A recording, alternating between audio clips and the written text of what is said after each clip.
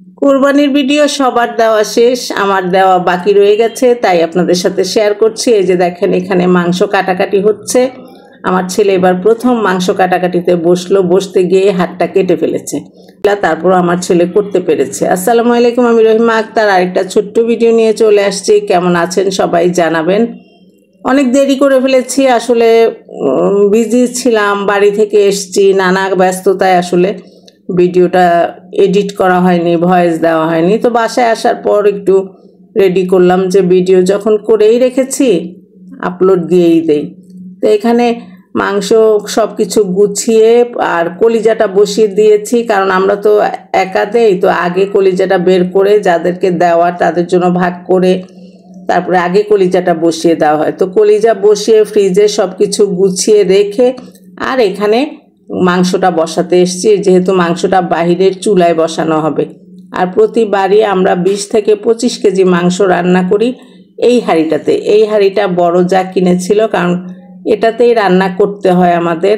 আর এত বেশি রান্না করার কারণ হচ্ছে আমরা ঈদের দিন যেটা রান্না করি সেই মাংসটার জাল দিতে দিতে যে ঝুড়াটা হয়ে যায়, সেই ঝুড়াটা আমরা রেখে দেই, বক্সে করে করে রেখে দেই। ওই ঝুড়াটা দিয়ে হয়তো কখনো গরম ভাতের সাথে মন চাইলেও খেতে পারি, বা কখনো কোনো নাস্তা বানাতে হলে বের করে পুরটা করাই থাকে, নাস্তা বানানো যায়।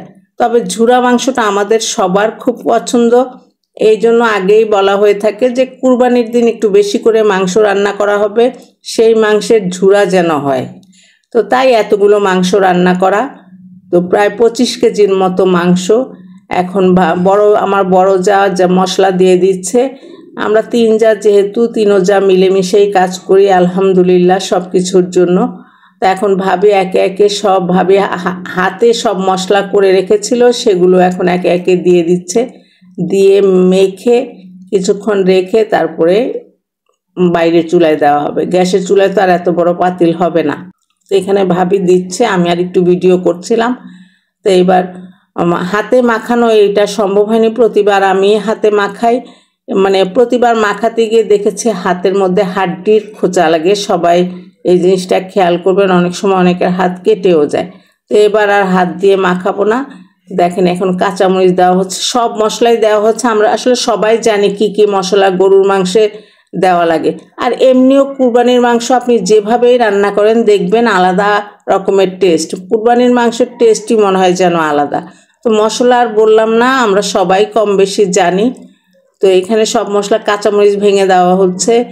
আর কুরবানির মাংসতে আমরা একটু ঝাল খাই, সবাই হয়তো খায় না, কেউ হয়তো খায় কেউ হয়তো খায় না, কিন্তু আমরা কলিজা বলেন গরুর মাংস বলেন একটু ঝালটা পছন্দ করি, তাই আমাদের ঝালের পরিমাণটা একটু বেশি দিতে হয়।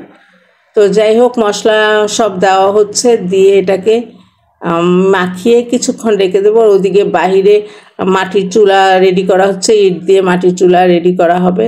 আর এদিকে তো কলিজা ভুনা সকালে বসিয়ে দিয়েছি, চাউলের রুটিও বানানো হয়ে গিয়েছে। আমাদের আজকে সারাদিন চলবে চাউলের রুটি, কলিজা ভুনা আর গরুর মাংস। আমরা কিন্তু কোনো ভাত টাত আজকে খাবো না। আমার শ্বশুরবাড়িতে যা দেখে আসছি সেটাই আমি বললাম, তারা ঈদের দিন কোনো রকমের ভাত খাবে না, তাদের চালের রুটি আর গরুর মাংস।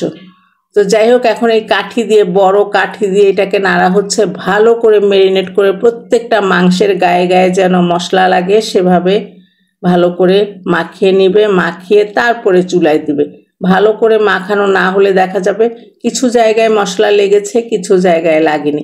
আর এখানে কোনো রকমের পানি দেওয়া হবে না, মাংস থেকে যে পানি উঠবে সেটা দিয়েই মাংসটা রান্না করা হবে। কুরবানির মাংসতে কখনোই পানি দেওয়া লাগে না, আমরা দেইনি।